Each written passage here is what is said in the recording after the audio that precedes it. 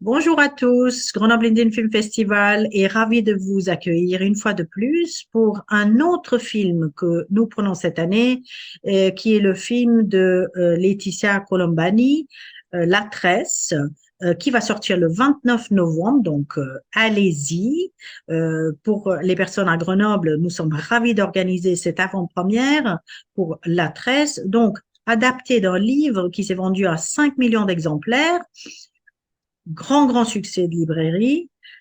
Aujourd'hui, nous avons beaucoup de chance. Nous sommes privilégiés d'avoir MIA avec nous, l'actrice, une des actrices d'origine donc népalaise et bangladaise, qui vit en Inde, qui travaille dans l'industrie indienne et à l'international, comme vous pouvez le voir avec la tresse.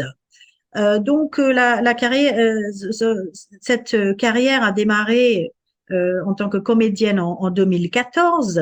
Elle a fait donc le grand film du très connu Majidi, Beyond the Clouds. Ensuite, elle a fait The Field en 2018 de Satyajit Ray, qui s'est donc nominé pour un BAFTA. Ensuite, elle a fait cette année, c'est une année chargée, 2023 pour elle, puisque donc il y a eu Stolen de Karan Tejpal, qui vient d'être présenté au Festival de Venise et là BFI London. Donc formidable voyage pour ce film Stolen. Elle va nous en parler, elle va nous dire de quoi il s'agit. Et puis nous, revenons à La Tresse, donc le film de Laetitia Colombani, qui va sortir fin novembre. Donc voilà, alors je passe en anglais pour lui poser quelques questions.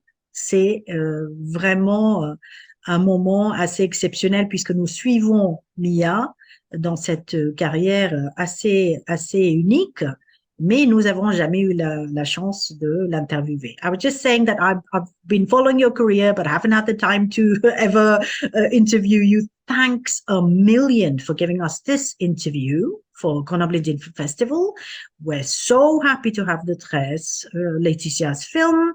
We are not able to, for the moment, have an interview with Laetitia, but we're so happy to have you, because on the Indian front, we said we can't leave the Indian side, knowing that Mia's in the film, and not interview her. So thanks a million for being with us. Merci beaucoup. I could follow a little bit. I'm learning French a little bit. Oh, good. But yeah, one day I want to start speaking in French fluently, but I can understand a little bit what you were talking about, the journey. Merci beaucoup to all the viewers. It's a big opportunity for me to be here today. Mia, speaking about languages, how many languages do you speak? I mean, a whole lot. I finished working in 9 languages so far. Wow. Tell me which languages? Bengali, Hindi, English, Nepali, all read and write fluently and speak, of course. Apart from that, different dialects of Hindi is there in India, like Avdi, Bhojpuri, Marwari is not exactly a dialect, but because I work with Ilarun a lot, so we've done plays in Marwari. And also at National School of Drama, we've been using this language. And I live in Jaipur, so I get to work with Marwari a lot. And yeah, I can speak a little bit of Punjabi, what is taught to me. Then Assamese, I can follow completely, but then I have to speak a little slow because they speak faster than Bengali. So I'm not very good at that. And French, yes, I'm learning right now. I performed in German language. My first play was in German language in my life. And Yeah, like I pick up language very quickly. So So you when have a I'm good alone, ear. You have a good ear for languages, obviously, huh? because I copy people a lot. Like the way they talk, Ah, I right, can right, copy right. it quickly. That's interesting to know. We have to do this one day. We're gonna have some fun now. We'll do it on Instagram. We'll do a special session with that. Now, coming to your films, you're a fun person now because I have you with me on Facebook. I've been following what you've been doing, and at the same time, I'm thinking, wow, she is so clever with the choices of her films, and the way she is dealing with her career. Tell me a little bit about your background. Well, I come from a very humble background. My mother is from Nepal, who never finished her schooling also, but she was double schooled because she came to India and then she enrolled herself in school in Bengali medium to learn the culture and everything, and to with the ambition of finishing her school. But then my granddad passed away, so her school couldn't be finished, and she had to carry my elder brother to school, and it was becoming trouble for her. So she brought me up. Dad was around, but he was not always around, so it was almost like single-handed. She took care of our education. Dad was around. I mean, of course, emotionally we always had him, but he was not um, physically always strong enough to stand and take me to different classes and trainings and everything. So mom took care of all of that, and she would be a seamstress. And my dad's family hails from Bangladesh, but they lived in India after the partition and all those 70s thing. So it was difficult. It was a difficult childhood, but I never felt it because I was winning scholarship everywhere. So I was always in the best schools and the best ballet Wow, group, wow, wow. classical training. So I would feel that we are not very rich when I would not be able to get the costumes and the things that an artist, when they're growing up, they need. When I would not get that easily, and I would have to negotiate for one costume when I'm seeing my friends having five. So all those little moments made me aware that okay, we are not very privileged, but otherwise, performance-wise, I was topping everywhere I was going. So I never felt less confident. I would put it like that. Hmm, So, yeah, fantastic. that's how Great. But I'm also saying the background, the schooling, and theater, or how did you get into films? That background, the professional background. uh, Also, tell us a little bit uh, about that. so my granny is a big fan of cinema because her family used to like members of her extended family was making a world cinema, like very big people and stuff. Mm. And um, so she would always sit at home, and I was growing with her because my mom was busy working.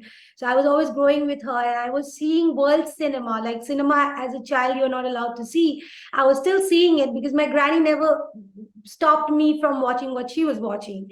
And her cousin was Ray, and she would always talk about how he was making cinema, and it was not just his example. She always kept Mrinal Sen, Ritwik Ghatak, and her own cousin in the same breath. Like she would take all three filmmakers' name in the same breath, and that's how I got an exposure to what kind of cinema was attracting me, for So sure. Because Satyajit Ray is the cousin of your grandmother. grand, grandmother, Fantastic. very, very distant. But Okay. see, we all come from the same roots, so we Hmm. would always have like her brother come over and talk about how Manik is doing this thing, and so they were all in South Calcutta. They were more in touch, and my granny was in this north little hamlet where I grew up.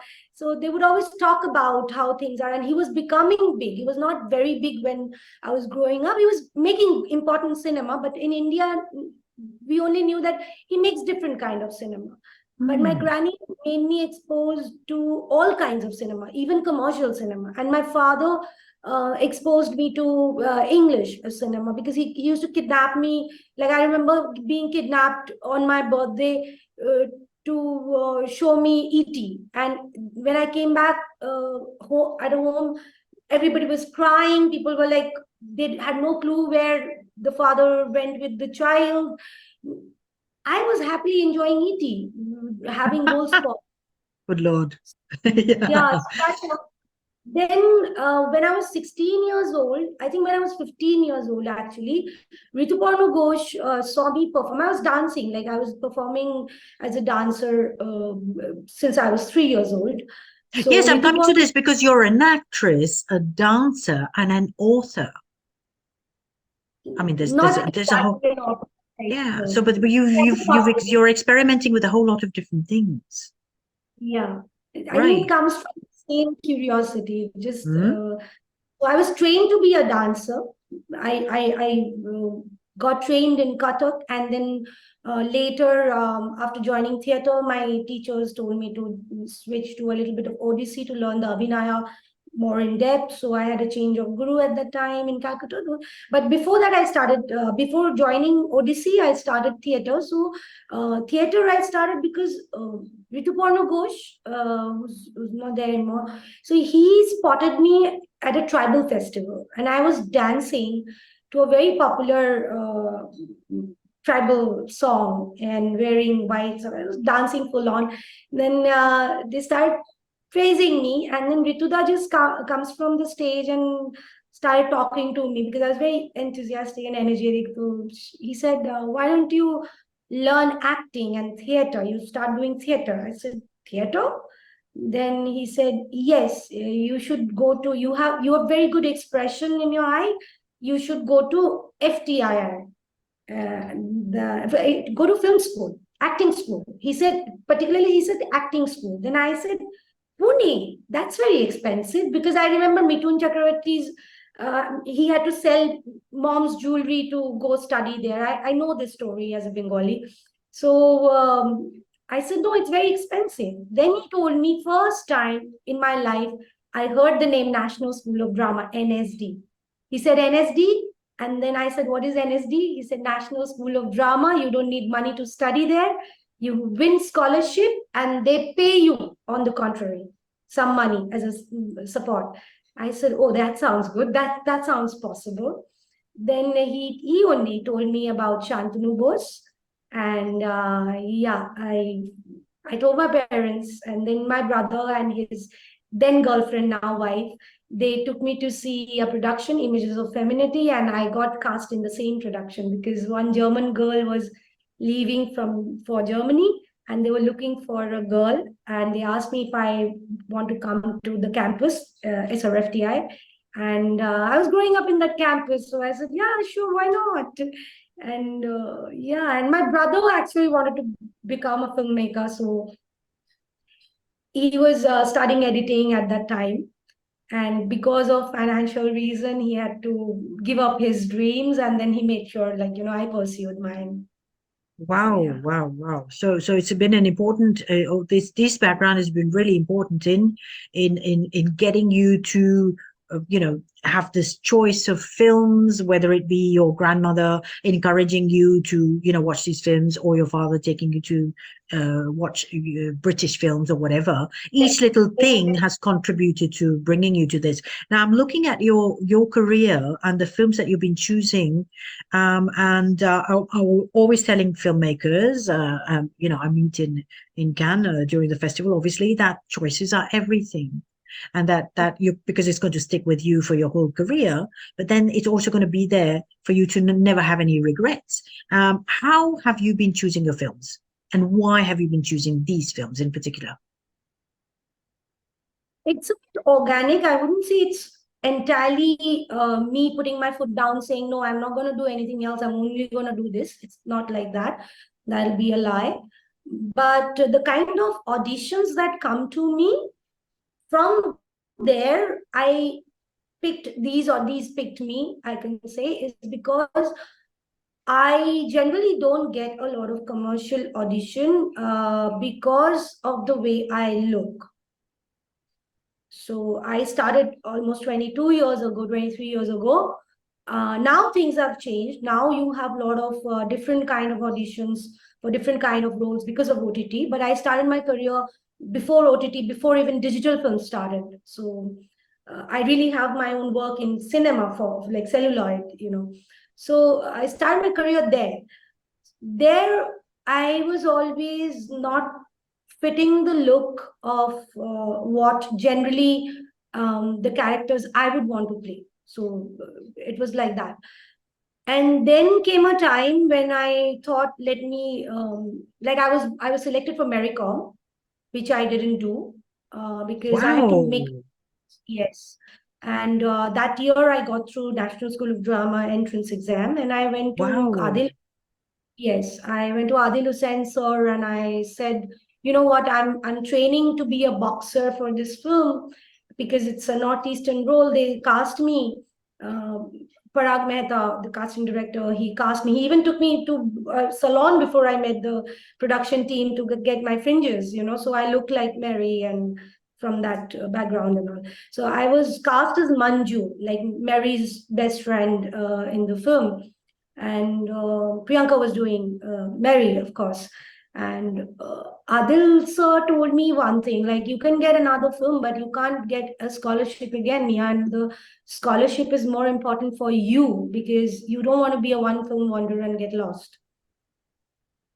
You know, so that point my career completely changed. And once you go to National School of Drama, and you already have that kind of exposure as a child from Calcutta cinema background, the Bengali cinema background, you know what you want to do. You subconsciously know what kind of roles you want to portray and where you would fit in.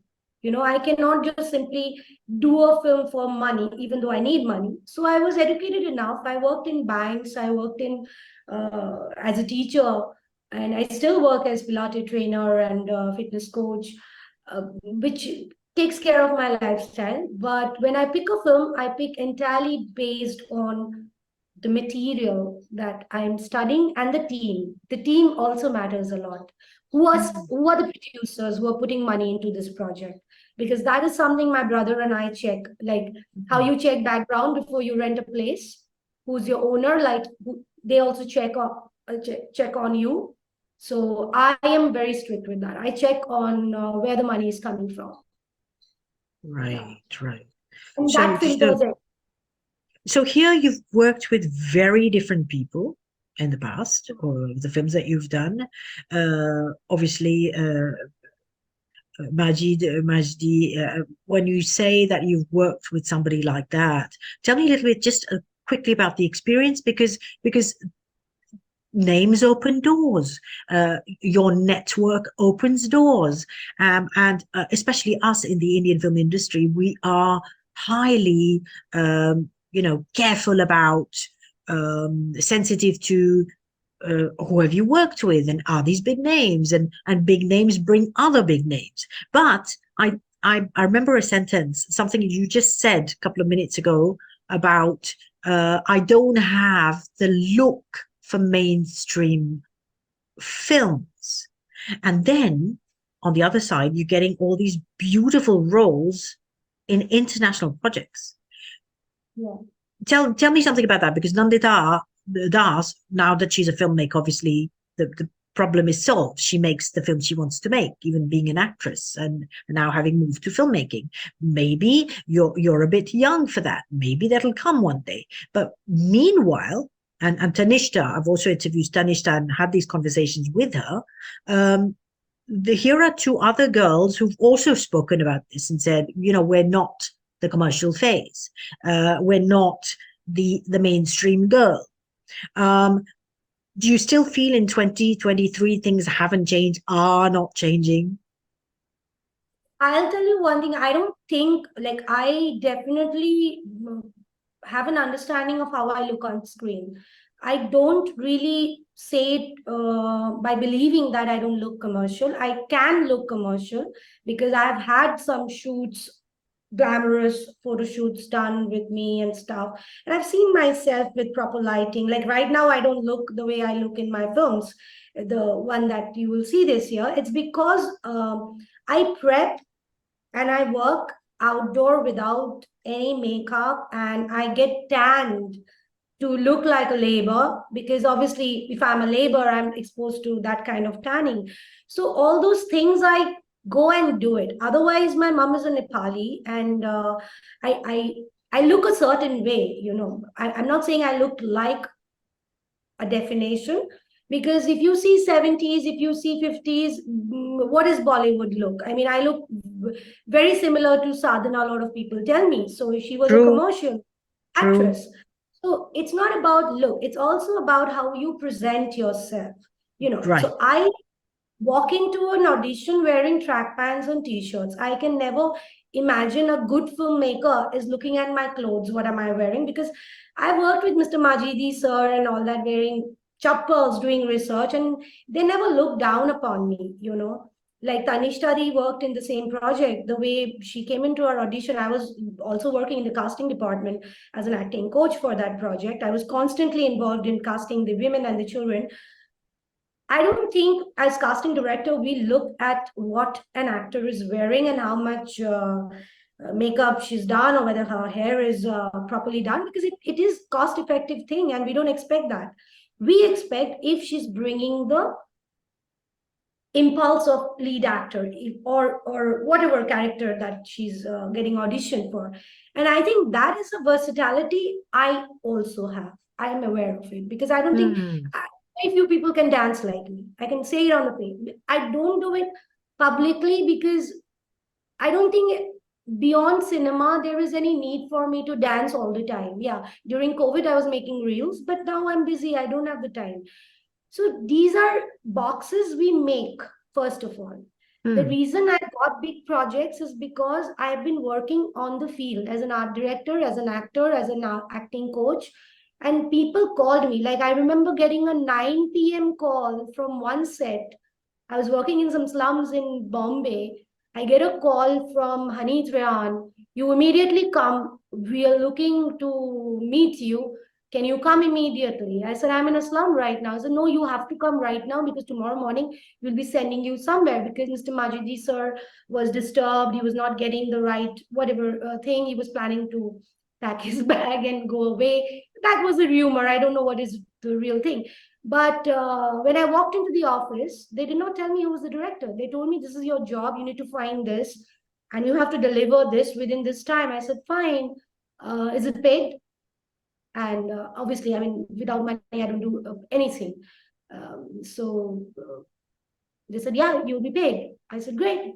Then I'll be working day hours with Mr. Majidi, because night I'm busy. I'm working in this Rituparno in a slum for another film. Then I didn't know it was Majidi sir. So I got the job. I was going out of the gate. I just turned back just to ask out of courtesy, who's the director? Then he said, it's Mr. Majid Majidi. That's it. That's it. So I never went to look for a director. It's when they needed me, they know when they want their job to get done, then they come to me, I will deliver it. Like I only auditioned for Mr. Dilip Shankar. I auditioned for everyone, but I never got a job from anyone. I got acting gigs only from Mr. Dilip Shankar, because he auditions properly. He takes audition without asking me to dress up like, a peacock. Interesting. No, it's interesting to understand all these things and how these things matter to you, or how you've made all these choices.